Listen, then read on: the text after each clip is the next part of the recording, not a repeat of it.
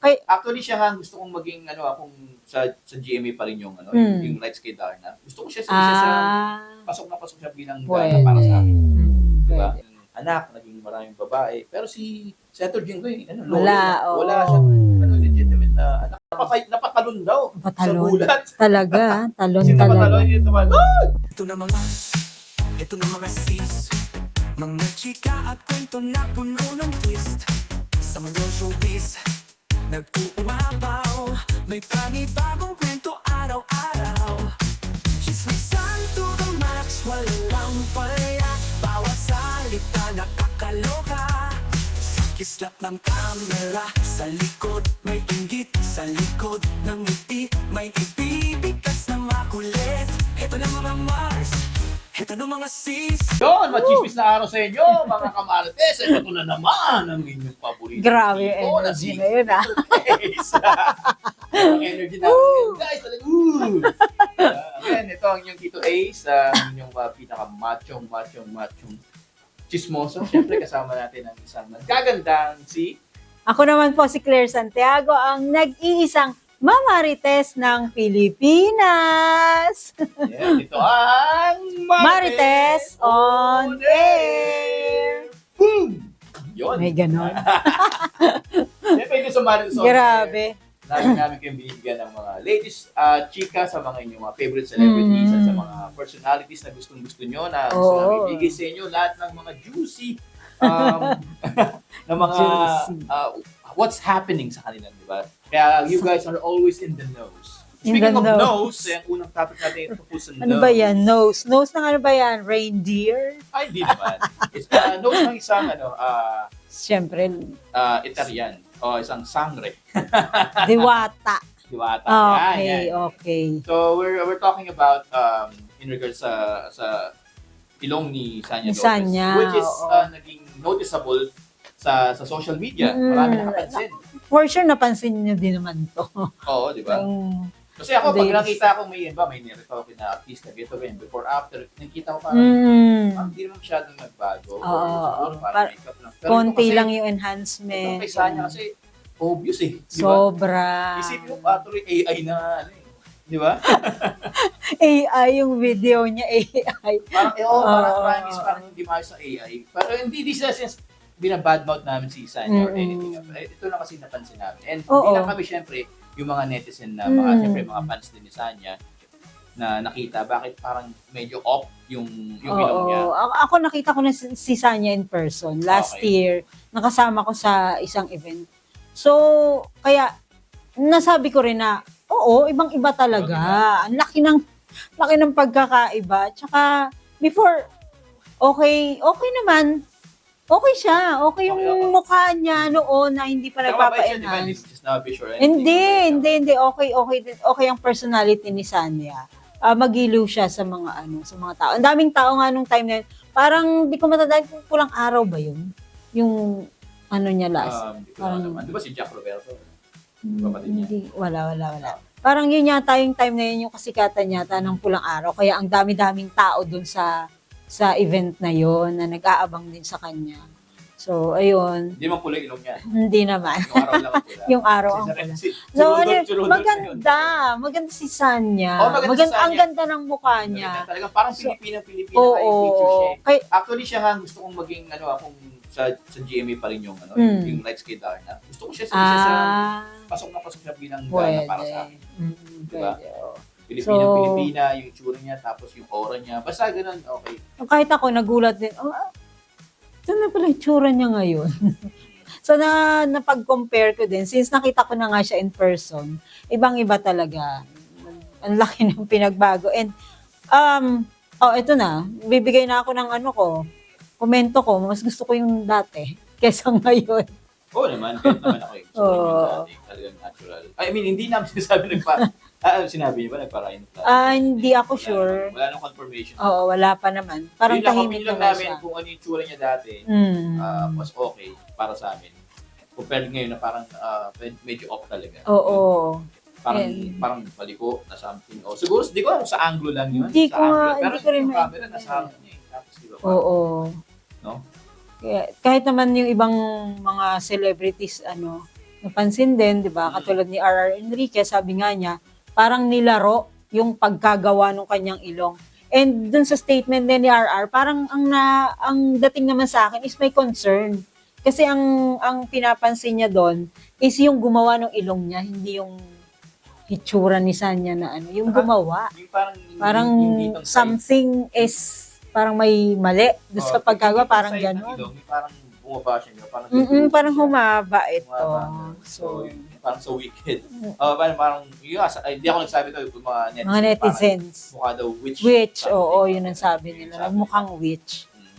Which is siyempre unfair din naman na tawagin ganun si Sanya, Mm. knowing na napakabuting bata ng si Sanya para matawag na. Oo. Pero yun lang kasi napapansin. Oo, Kaya parang may comparison. Oo, being mga public figures sila. So Oo. talagang mapapansin. Pero kasi in regards sa ganyan guys kung totoo man nagparito ka siya or anything, or kahit sino mga celebrity. Oo. So, huwag na natin silang i-bash kasi kung yun yung napipil nila sa sarili nila, Oo. na gusto nang i-enhance. Kasi nga, syempre, di ba, may mga, may mga insecurities tayo sa katawan natin.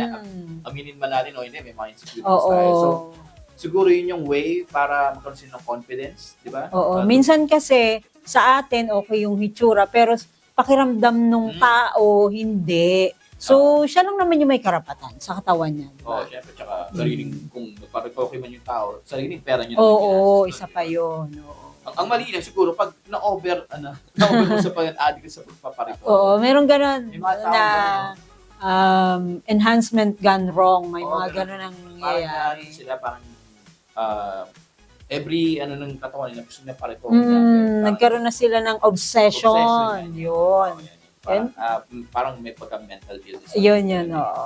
Which is siyempre masama yung ganun. Pero in regards naman sa gusto mong i-enhance yung sarili yung body part mo, pwede naman yun as long as wala kang natatapakang tao. Tsaka Yes. hindi ito nakakasama sa'yo. Sa'yo Oo. Basta. So, pero hopefully, baka naman, baka naman sa umpisa lang. No? Yung hitsura ng ilong niya. Baka Oo. naman pagtagal-tagal, parang mag-adapt dun sa... Tsaka concerned din talaga? siyempre yung mga tagahanga niya. Let's say, hindi siya nagparitoke. Hindi siya nagparitoke. Pero bakit nagkaganito yun niya? Siyempre, concerning din yun. Baka may something sa health niya. Katulad nung, kasi Tama. yung may mga may sakit na Bell's palsy. Mm. Kasi parang nangyayari sa yung face, isang part ng face mo parang bumabagsak ng gano'n. Katulad nangyari sa vocalist ng Wolfgang, si Basti. Basti Artadi. Oo. Kaya inisip nila baka kung ano nung nangyari kay Sanya, Baka may health problem. Oo, ganun. Kaya So, concerned din siyempre yung mga Oo. tao na Yeah. sa kanya, sumusuporta Oo. sa So, hindi naman laging bashing talaga yung pagpuna, no? Minsan Oo. may concern. Opo. Yun yung maganda. Yes. Doon. Yung nakagandaan nun, guys. So, yun lang. Hopefully, bumuti yung umayos na yung niya, parang tuloy pa sa Oo. tao. Oo nga I mean, maging okay na sana ulit, bumalik na sa yung pinaka Oo. siguro, sa umpisa lang siguro to, baka, di ba?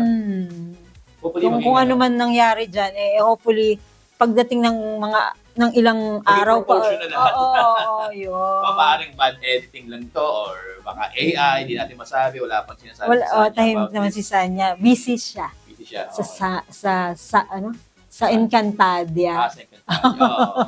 So speaking of Encantadia, kasi galing mismo Encantadia, mga sangre, mga diwata sa realm ng Eteria, di ba? Alam mo, grabe. Mapunta naman tayo dito sa Another, realm. Itong diwata na to, dito naman sa Earth naman. Diwata na to. kala ko sasabi. Itong diwata na to, guys, ito businessman naman. Ito, diwata. Oo. Pagka-orc lang itsura, pero businessman to. Uy, Hindi, I mean, ano siya, grabe. Uy, grabe. hindi, joke lang, no? Hindi, I mean, sa mga kaibigan natin to, yung mga nagpupursiging businessman. Oo, ganyan. Tama, nagpupursiging businessman to, kaya may pinagdadaanan siya ngayon. Ito, diwata to ng mga nagnenegosyo ng pares. Oo, yan. Yun. Diwata ng mga May negosyante. saint ng mga communities. Okay. Kilala nyo na ito, syempre. Si Diwata. Oo, si Diwata. Pares. Pares overload. Yes. Ayan. So, alam naman natin lahat na kailan si Diwata, lalo na last year, di ba? Kailan siya dahil sa kanyang parisan na dinudumog lagi ng mga tao. Sobra. Kahit sinong vlog, Lahat na influencer, artista, lahat na gustong kahit politiko, pupunta magpa-picture, sa kanya. maka-video sa Maka-video, kanya. gusto siyang kapiso Diwata lagi, di ba? Yung time na yun. So, yun na nga, kung dinudumog lagi yung niya, yung parisan niya, marami laging sumag-interview sa kanya and everything. Ngayon naman, baliktad, di ba na? Oo, parang ang bilis ng mga pangyayari. Bilis, no? Oo. After na matalo siya dun sa election, ito lang, ayan naman, another dagok Tama. ang nararanasan nito ni Diwata. Kasi, in-interview siya ni Papu. Ni Julius Babaw. Parang Oo. kinamusta lang siya. di ba? Kasi feature yata niya din si, last year, no? Last year, kung Yung karamihan, kasikatan ng oo, niya, yung prime ni Prime Diwata. Oo. Prime Diwata. So, ngayon, ayun. nasa past prime na tayo ngayon ni Diwata, which So, is yung nangyari sa parisan niya ngayon, Mm. na hindi masyadong dinudumog at parang naging ghost town. No? Medyo nga, oo, kitang-kita dun sa video ni Julius Babaw. Wala naman siya. In a way, nakakalungkot. Nakakalungkot. Kasi siyempre, lahat naman tayo gusto natin mga success stories, di ba? Yung mga from rags to riches na mga story Oo, na... kaya nga sinakyan niya itong Oo. Diskaya. Iba naman, legal naman to. Oo, Hindi ito, naman to oo. rin nagnakaw ng kamanumbahan or everything. Ito naman talagang pinursige niya yung nagsikap parisan niya niya. kasi nakilala yung parisan niya, maraming Mm. tao lumumog. Ngayon, nakakalungkot lang kasi wala na masyadong kumakain Oo. sa parisan niya din sa Pasay. Sa Oo, sa Pasay. And bukod doon, may pinagdadaanan siya dahil naghihirap din. Hindi naghihirap. Yung isang branch niya sa Quezon City is nagsara na yan, diba? O, Siguro kasi wala na dun yung partner niya di ba? Oo. Yun ang sabi niya yung sabi niya kasi is meron siyang business partner. Oo. So parang nag-franchise. Parang ginawang franchise etong Diwata Pares Overload. Gamit yung Ganun. pangalan niya, Oo. mga recipe niya, everything. So may Pero, business partner. Business partner. Kaya lang, yung sa Quezon City is hindi nag-click. Parang sa ibang lugar pa, yung may mga ibang lugar na nagtayo rin sila, parang nagsara rin yun. Nagsara din, May oo. ilang nagsara. Siguro meron pa naman sa ibang lugar. Kaya lang, syempre, start up pa lang to. So kapag talaga merong kahit isa or dalawang nagsara, parang Oo. mabigat. Kasi babawi ka pa lang dyan ng puhunan. So yun na nga, nagsara yung sa Quezon City niya and ang malupit nito is hindi siya nabayaran. Yun, may naiwang utang pa. utang diba? na Sakit nga magkano talaga. daw. Kaya di mo masisisi si Diwata kung napayak siya habang interview siya ni Julius Babaw. Kasi nga, parang 1 year siyang walang kinita yung Oo, wala franchise daw wala daw bumabalik sa kanya na Bumabalik yung sa para sa royalty ba, tsaka franchise Oo, fee yata. Wala naman bumabalik na pera sa kanya. Tapos nag-iwan pa ng utang na siya yung magbabayad. niya. 300,000, di ba? Nakakalungkot din. Nakakalungkot, di ba? Kasi ito, nagtatrabaho para sa business siya tapos maluloko pa siya. Diba? Kaya Nakakaawa magandang din guys na in regards sa sa finances natin. Oo. Kailangan hands-on tayo. Kahit Oo, ng mga oo. franchise na yan. Dapat meron tayong pwede na mag-hire ka ng accountant. Yung pagkakatiwala na accountant para magkaroon ng check and balance about sa mga kinikita ng shop. Hindi yung basta kumuha ka lang ng kahit ka mag-anak nga, di ba? Kung kukunin mo ka mag-anak. Hirap tapos din minsan. Mahirap din minsan Hindi natin, may mga, hindi ko nilalahat. Siyempre, tao pa rin yan I mean, may mga needs din yan. Ano yun? Kailangan magkaroon ka ng mga taong pinagkakatiwalaan regarding sa finances mo. Or ikaw mismo. Oo.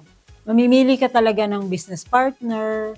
Pagkakatiwalaan, tsaka dapat talaga may mga talagang may kasulatan, everything. Kaya, yun na, nakakalungkot lang na yun naging turns out sa ni Diwata sa Quezon City. So, pero hopefully, makabawi. Makabawi siya kasi, lumalaban naman ng parehas to si Diwata. Saka ilang dagok na rin, hindi natalo sa Oo. party list ng vendors. Natalo. Kasi malamang may nilabas din siya doong pera. Kasi hindi ka, pag ganyang mga pagpapasok ka sa politika, hindi pwedeng wala kang ilalabas na. Oo, syempre. Kailangan. Diba? Buo siya yung mukha ng party list. Diba? Syempre, gusto nagbibigay din siya ng para to support, para Yun nga, hindi na gano'n. Alam ko, isang party list na yun sa malakas ang marketing. Isa sa mga sa marketing nila sa gano'n. Oo. Wala. Hindi nanalo. Yun talaga. Talaga. Sana makabawi. No? Sana makabawi.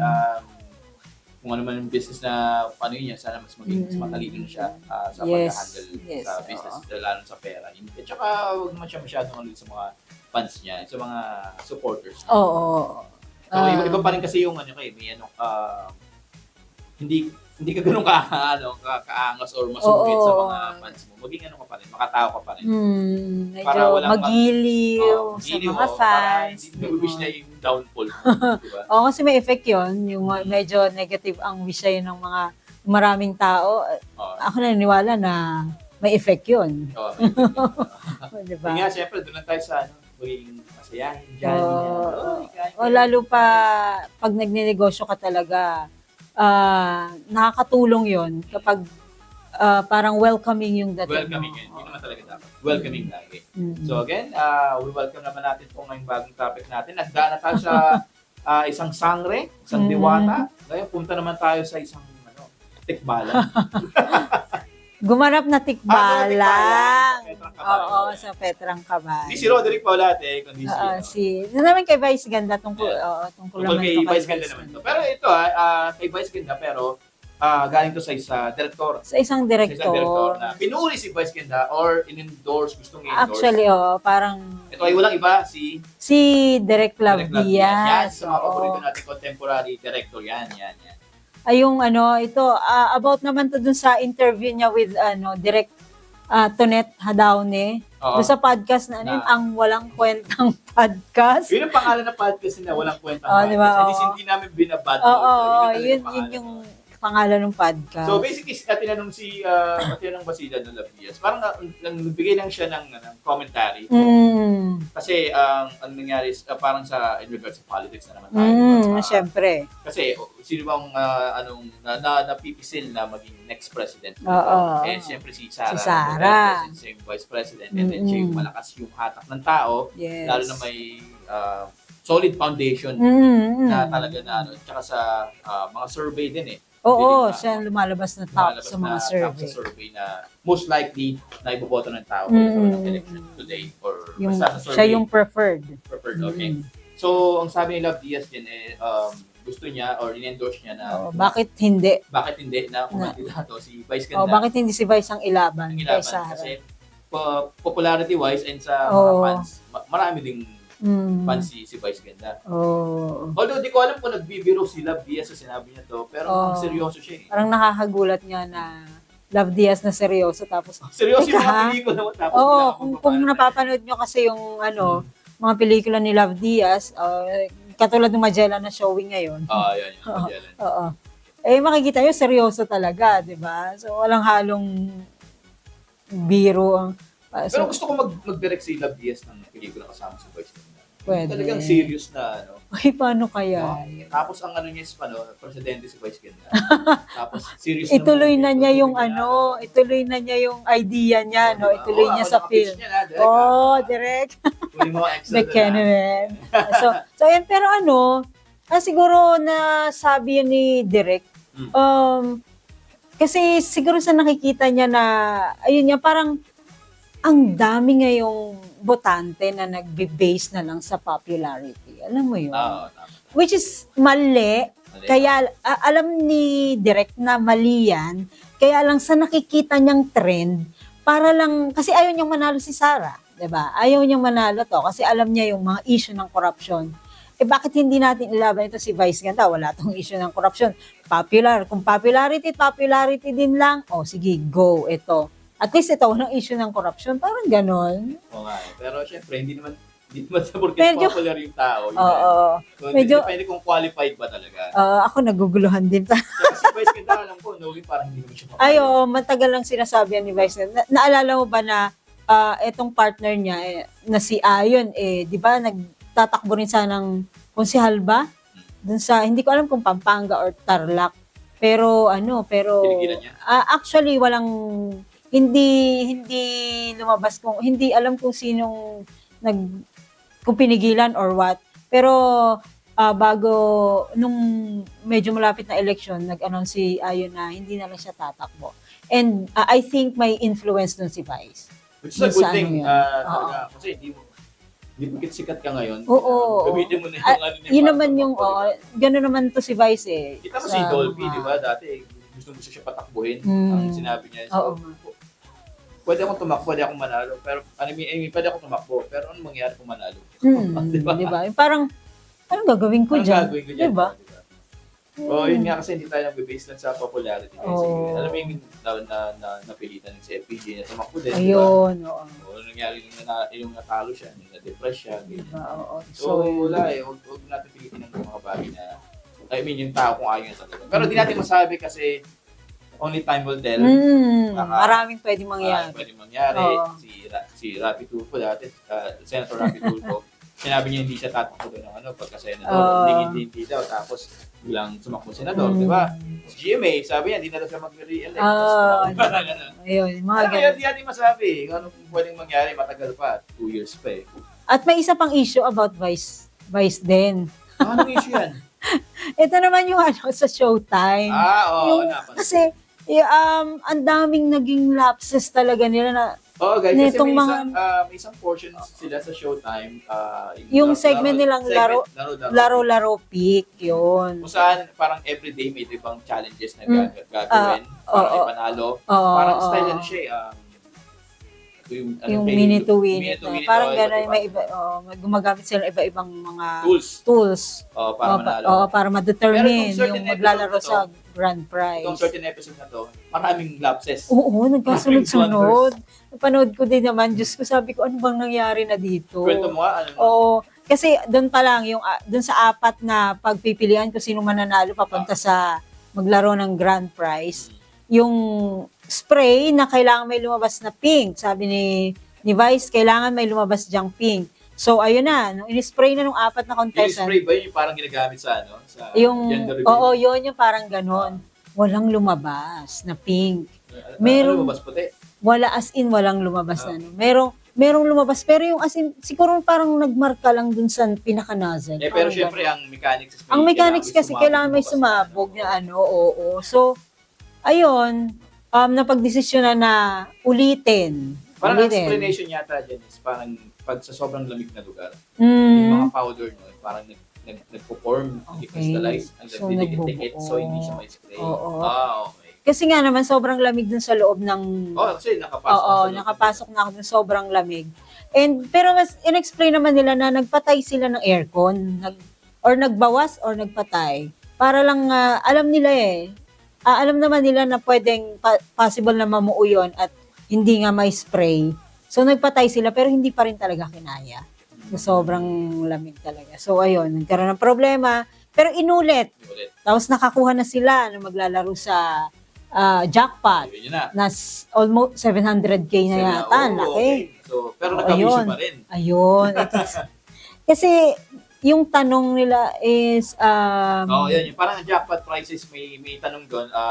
Parang pipiliin mo kung sasagutin mo yung tanong or hindi mo sasagutin, sa'yo okay ka na sa 50K. Oo, yun. So, yung babae na parang dishwasher siya. Dishwasher from Bulacan. Kailangan niya ng pera, pero hindi na siya nag-go sa jackpot. Kinuha na lang yung 50K.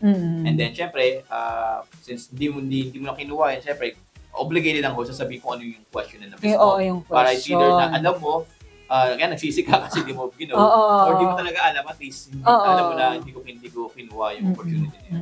Pero ang tanong, yun nga, ang tanong, parang ano yung pen name na ginamit nitong ni Gregorio Del Pilar? Ako, yung unang tanong na yun, alam ko, kasi napag-aralan ko na, alam ko yan, Plaridel yan. Pero kasi yung pangalan is Goyo. Pag Goyo kasi, ang nickname kasi is Goyo. Oo. Pero kasi nakalagay is pen name. Pen name. Sabihin yun yung name mo sa literature. Oo, yung bilang writer, ganon. Yan, ba siya? Oo. Hindi naman si Gregorio kasi yung naging manunulat, kundi si Marcelo. Ayun. So yun, nagkamali na naman sila doon. So ayun. Pero, ang kagandahan nito is, ayun. Inako niya. Inako naman niya. Naging accountable naman siya. Oh, and to the point pa nga na dinoble pa niya yung price. Yan. Oh, So, ang ginawa ni Vice Ganda is parang inako niya na, sorry kung mali so, yung hindi naman talaga ng paumanhin. Maganda yung ganun kasi inano mo agad yung sinave mo na agad yung show Oo. sa ridicule Unang-una, may nangyaring mga ganyan din. Hindi lang Oo, sa showtime. even Yung before. kay Willie, yung sa Wawa Win dati, Ay, ang nagkaroon ng issue, nun, parang grabe. nandadaya sila, ayaw nila manalo yung contestant. Siyempre ayaw ng showtime na, or any other na game show, magkaroon ng ganung issue. Siyempre, Oo ng naman. last night, gusto nilang mangyari, ayaw din ng ganun Di ba? So, pero in a way, sinwerte din yung contestant, no? Kasi doble. Oo. Imagine, 100,000. Binigay na lang ni Vice. Siguro, Oo. sa sariling packet na. Oo. Yun, kasi ganun talaga yun.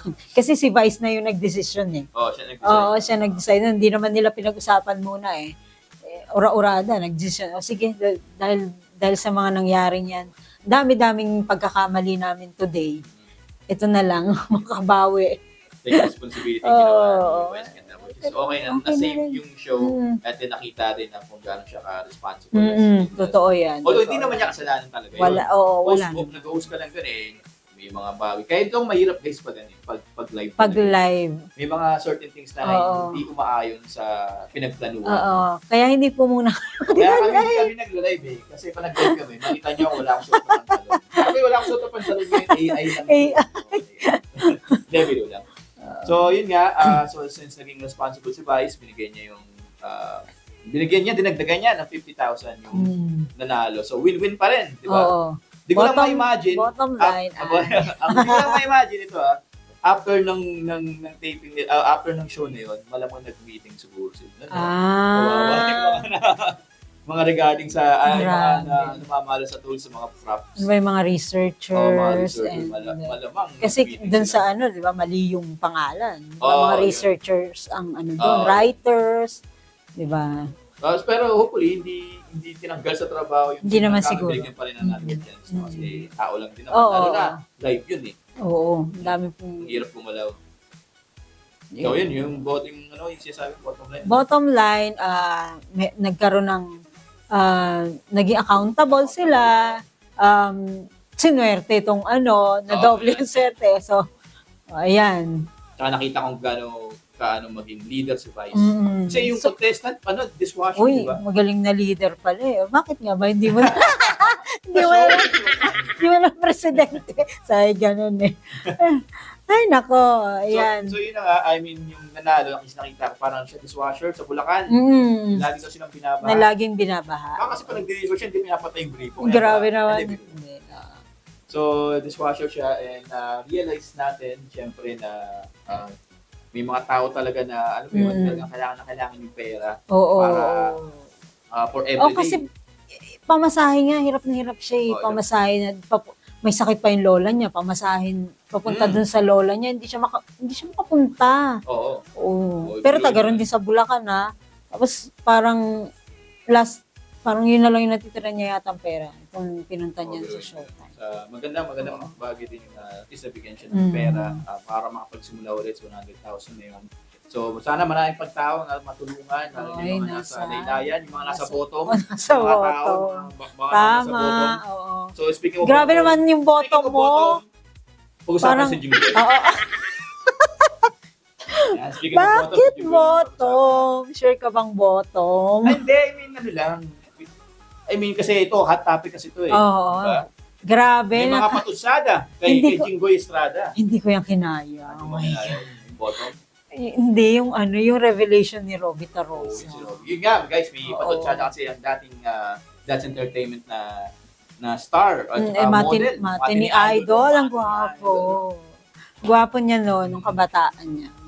Si Mr. Robby Tarosa, nag-post kasi sa Facebook Mm. about na, akala ko joke lang, Akala ko din. di ba? Oh, Diyos ko, seryoso pala. So, ang pinost niya is parang gusto niya pag-resign si Jinggoy. Oo, mag-resign ka kung hindi. Kung hindi, i-expose o iladladlad niya. Oo. Yung pagkakaroon niya ng double life. Double life.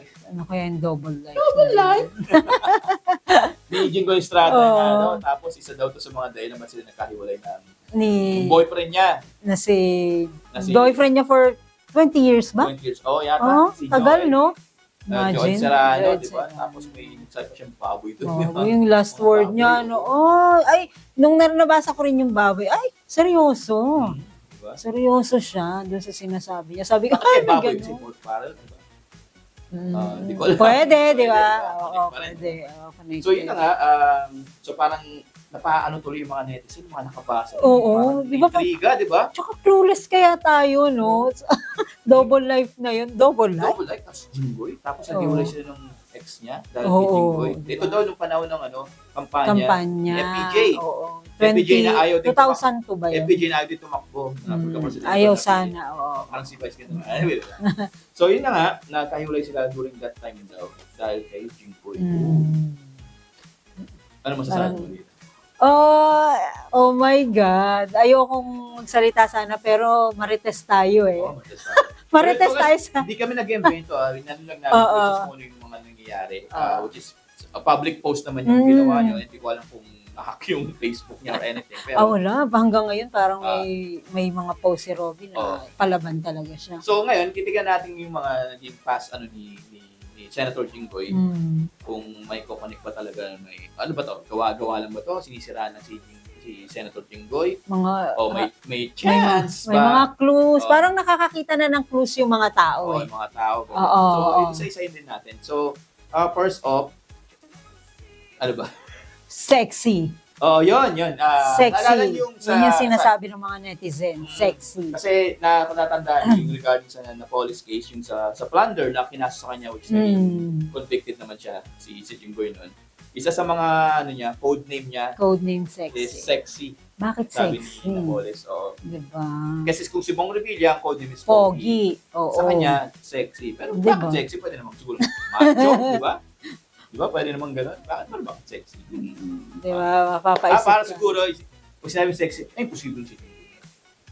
Para siguro ilihis para yung... ilihis yung- Okay. Pwede. Eto pa. Alam mo naman sa marites tayo sa Reddit.